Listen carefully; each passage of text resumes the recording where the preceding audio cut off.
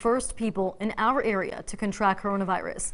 We first told you about Andrew Smith back in March, a local professor who was completely healthy until the coronavirus sent him into the intensive care unit.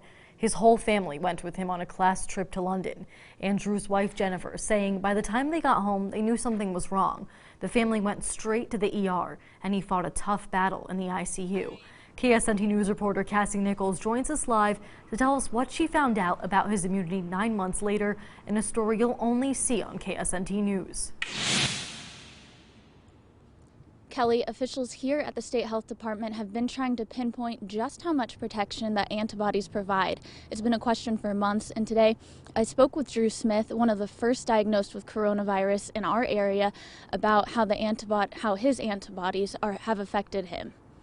Andrew Smith, hospitalized with pneumonia after traveling to London and later diagnosed as one of the first in the state to contract the coronavirus in March. Now, 9 months later, he's protected from the virus after discovering he still has antibodies in his system. Antibodies tell doctors if you've previously had COVID-19. More importantly, antibodies fight off infection and can protect you from the disease invading your body once more. Most experts have been talking about the 90-day limit. For how long antibodies for coronavirus could last in our bodies. Now we're at 9 months. So everyone was a little bit surprised, but there's so much that's unknown about COVID. A lot of it's just estimates. So the first thing he asked his doctor, is a vaccine still needed? And he said, well, to be honest, the natural vaccination of your body is much more effective than any other vaccine could be. He doesn't want to take a vaccination away from someone who really needs it. Going forward, he plans on getting checked for antibodies regularly. Because in the end, Smith says he wants to put the community first.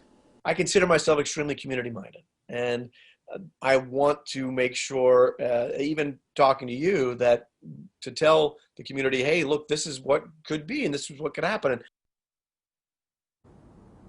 Smith also says he will continue doing what it takes to keep others safe, like wearing a mask and washing his hands. Live in downtown Topeka, Cassie Nichols, KSNT News. Thank you, Cassie. Now, in other parts of the